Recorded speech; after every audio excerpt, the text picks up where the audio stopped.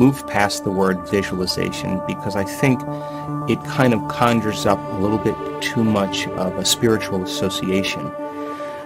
The word that's used in science is called mental rehearsal.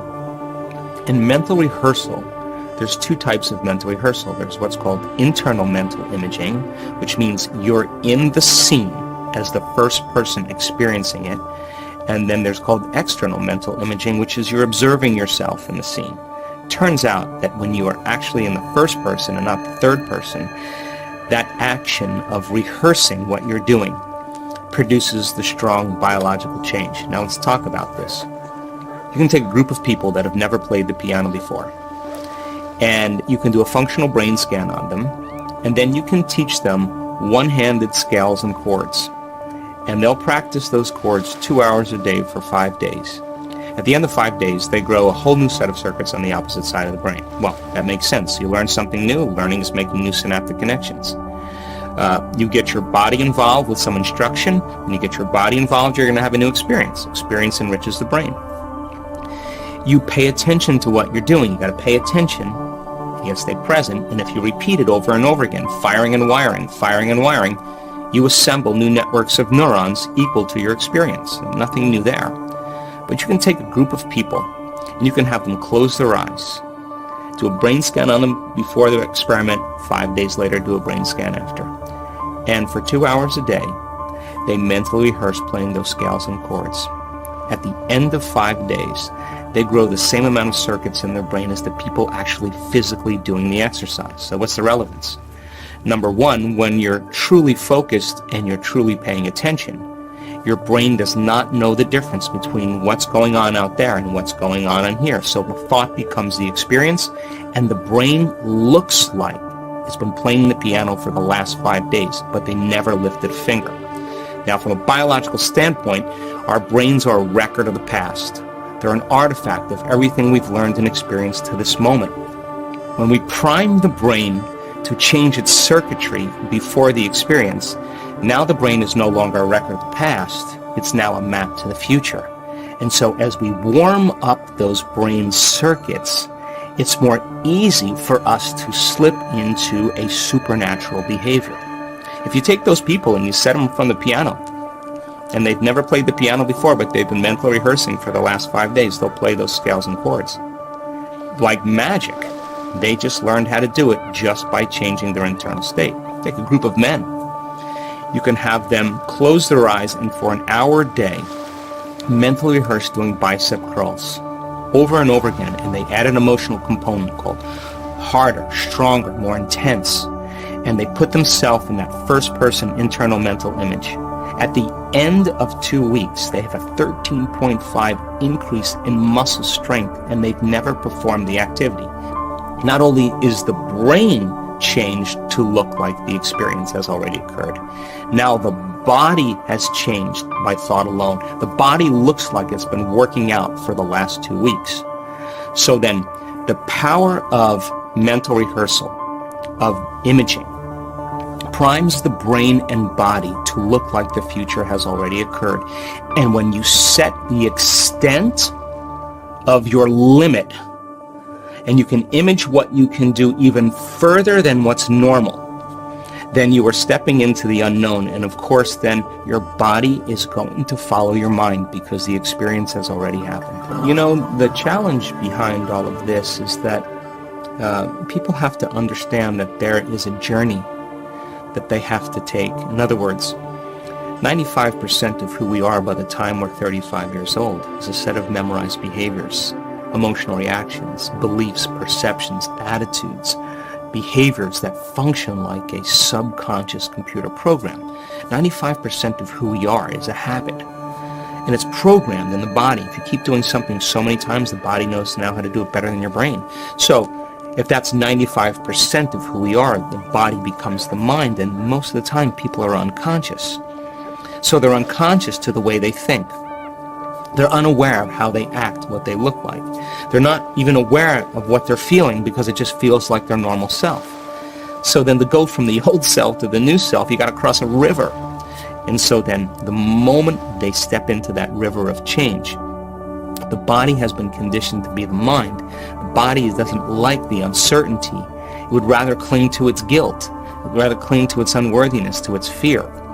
So then, the moment the body starts feeling uncomfortable and it's been conditioned to be the mind, it starts sending signals back to the brain. And the brain starts going, you could start tomorrow, this isn't really going to work for you, no it doesn't, it's not the truth, you're a failure, you're too much like your mother, you'll never change, this doesn't feel right. That's the body trying to unseat us, and if we respond to that thought or that voice as if it's true, that thought, that same thought leads to the same choice, leads to the same behavior, creates the same experience, produces the same emotion, and then we say, oh, this feels right. Well, no, that feels familiar.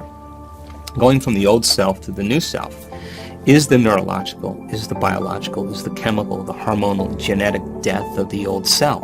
But we don't want to white knuckle it when we're in that unknown, we're in that void. The question is, what thoughts do you want to fire and wire in your brain? What do you want to put your attention behind? What behaviors do you want to demonstrate today in one lifetime?